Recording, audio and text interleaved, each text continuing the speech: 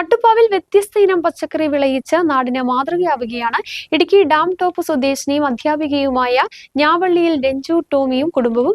വിഷം കലർന്ന കീടനാശിനികൾക്ക് വിട നൽകി പ്രകൃതി സൗഹൃദ കൃഷിയിലേക്ക് മാറിയ ഈ കുടുംബത്തിന്റെ മട്ടുപ്പാവ് കൃഷി കാഴ്ചകളിലേക്ക്. Kanchiyar saint Mary's U P school അധ്യാപികയായ രഞ്ജു ടോമി മക്കളായ അമേലിനും ഇസബല്ലയും ചേർന്ന് ഒരുക്കിയ മട്ടുപ്പാവ് കൃഷിയാണ് കാഴ്ചക്കാർക്ക് വിസ്മയമാകുന്നത്. വിഷമുക്ത പച്ചക്കറി കൃഷിയുടെ മാതൃകയാണിത്. 2 വർഷമായി ജൈവ കൃഷിയിൽ സജീവമായ ഇവർ വീടിന്റെ മട്ടുപ്പാവിലാണ് കൃഷി ചെയ്യുന്നത്. ലിറ്റൂസ്, പച്ചമുളക്, ക്യാബേജ്, വഴുതന, ബ്രോക്കോളി, തക്കാളി, കെയിൻ എന്നിവയടക്കം വിവിധയിനം പച്ചക്കറികളാണ് ജൈവ രീതിയിൽ ഇവിടെ വളർത്തുന്നത്.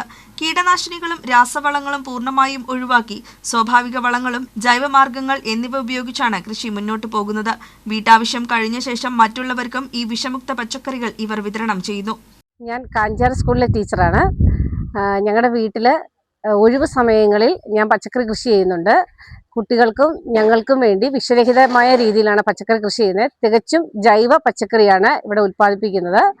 ക്യാബേജ്, ലെറ്റ്യൂസ്, കെയില്, വഴുതന, പച്ചമുളക്, തക്കാളി തുടങ്ങി നിരവധിയായ പച്ചക്കറികൾ ഞങ്ങളിവിടെ കൃഷി ചെയ്യുന്നുണ്ട്. വിഷരഹിത പച്ചക്കറി ആയതുകൊണ്ട് നിരവധി ആൾക്കാർ ഇവിടെ വന്ന് ഇത് മേടിക്കാറുമുണ്ട്. 2 വർഷത്തിനുള്ളിൽ തന്നെ വിളവിലും ഗുണനിലവാരത്തിലും മികച്ച ഫലമാണ് ലഭിച്ചതെന്ന് കുടുംബം പറയുന്നു. വിഷമുക്ത ഭക്ഷണത്തിലൂടെ ആരോഗ്യ സംരക്ഷണം ഉറപ്പാക്കാനും മറ്റുള്ളവർക്ക് മാതൃകയാകാനും ഇവരുടെ ജൈവ കൃഷിശ്രമം സഹായകരമാകുകയാണ്. വിഷമില്ലാത്ത കൃഷിയിലൂടെ ആരോഗ്യകരമായ ജീവിതത്തിന് വഴിയൊരുക്കുന്ന ഈ കുടുംബത്തിന്റെ ശ്രമങ്ങൾ നാടിന് തന്നെ മാതൃകയാവുകയാണ്. News bureau, Idukki.